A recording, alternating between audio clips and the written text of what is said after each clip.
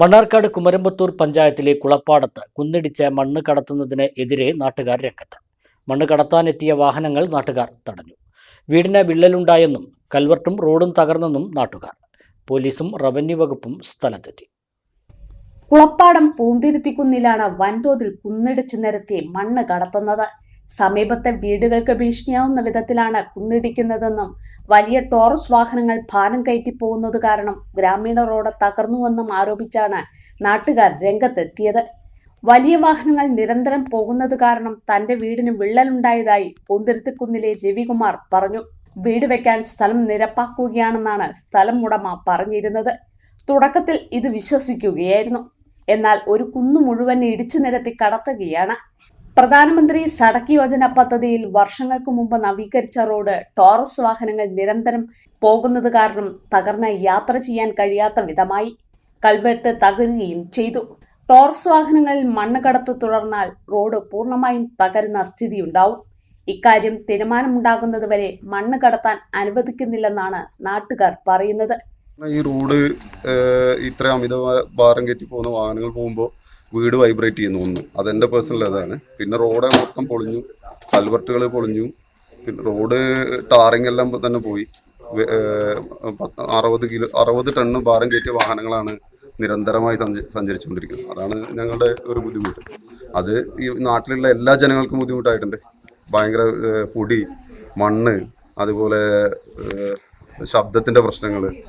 രാത്രി പുലർച്ചെ കാലത്ത് 3 മണിക്ക് പോലും കാലി വാഹനങ്ങൾ ഇതിലെ സഞ്ചരിച്ചിരുന്നു പല ദിവസങ്ങളിൽ. ഇപ്പോൾ കുറച്ചായിട്ട് നിർത്തി വെച്ചാൽ ഇന്ന് രാവിലെ വീണ്ടും ഒരു 5-6 ലോറികളും JCB ഒക്കെ ഒന്ന് മണ്ണ് നിറച്ച് കയറ്റി വെച്ചിട്ടുണ്ട്. അപ്പോൾ അത് ജനങ്ങളെല്ലാവരും കൂടിയും അത് പറ്റില്ല എന്ന് പറഞ്ഞ് അങ്ങനെ നിർത്തിവെക്കാൻ ആവശ്യപ്പെട്ട് അങ്ങനെ പോലീസ് വന്ന് നിർത്തി വെപ്പിച്ചിട്ടുണ്ട് തൽക്കാലം.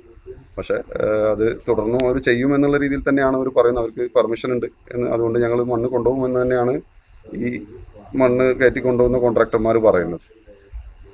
ഇതാണ് റോഡിൻ്റെ പ്രശ്നമാണ് മെയിൻ വരുന്നത്. റോഡ് മൊത്തം പൊളിഞ്ഞ് നാശം. ഇത് പ്രധാനമന്ത്രിയുടെ ഇതിന്ന് സഡക് ഗ്രാമയോജന ഫണ്ടിൽ നിന്ന് പാസ്സായിട്ടുള്ള റോഡാണ്. അപ്പോൾ ഇതിലൂടെ ഇത്ര അമിതഭാരം കയറ്റിയ വാഹനങ്ങൾ സഞ്ചരിക്കാൻ പാടില്ലാത്തതാണ്. പക്ഷേ അതൊന്നും നോക്കാതെ നിരന്തരമായി ഒരു ദിവസം 100 കണക്കിന് ലോഡ് മണ്ണാണ് കയറി പോയിക്കൊണ്ടിരിക്കുന്നത്.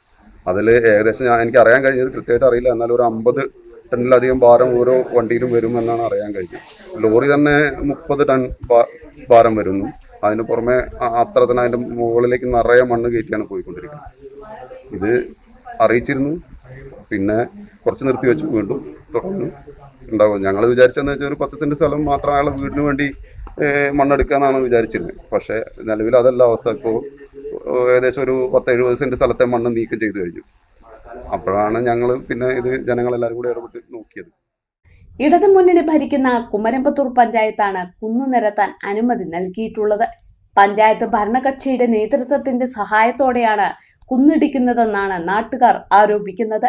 വാഹനം തടഞ്ഞ് പോലീസ് സ്ഥലത്തെത്തി. മണ്ണെടുക്കുന്നത് താൽക്കാലികമായി നിർത്തിവെക്കാൻ ആവശ്യപ്പെട്ടു. മണ്ണ് കയറ്റിയ ലോറി കാവുണ്ട സ്കൂളിന് സമീപവും 3 വാഹനങ്ങൾ മണ്ണെടുക്കുന്ന സ്ഥലത്തും മണ്ണ് കയറ്റാൻ വന്ന ഒരു ലോറി പൂന്തിരുത്തക്കുന്നിലും നാട്ടുകാർ തടഞ്ഞിട്ടു. നാട്ടുകാരുടെ പരാതിയെ തുടർന്ന് ഡെപ്യൂട്ടി തഹസിൽദാർ ഷാജിയുടെ നേതൃത്വത്തിൽ റവന്യൂ സംഘം സ്ഥലത്തെത്തി പരിശോധന നടത്തി. കെട്ടിടം കെട്ടാൻ മണ്ണെടുക്കാൻ കുമരമ്പത്തൂർ പഞ്ചായത്താണ് അനുമതി നൽകിയതെന്ന് റവന്യൂ സംഘം അറിയിച്ചു. അനുവദനീയമായതിൽ കവിഞ്ഞ മണ്ണെടുത്തിട്ടുണ്ടോ എന്നും പരിശോധിച്ച് റിപ്പോർട്ട് നൽകാൻ പഞ്ചായത്ത് സെക്രട്ടറിക്ക് നിർദ്ദേശം നൽകിയതായും ഡെപ്യൂട്ടി തഹസിൽദാർ അറിയിച്ചു. ചില കരുതലുകൾ ബന്ധങ്ങൾ പോലെ അമൂല്യങ്ങളാണ്. പഴരി ഗോൾഡ്, തലമുറകൾ കൈമാറിയ ആത്മബന്ധം.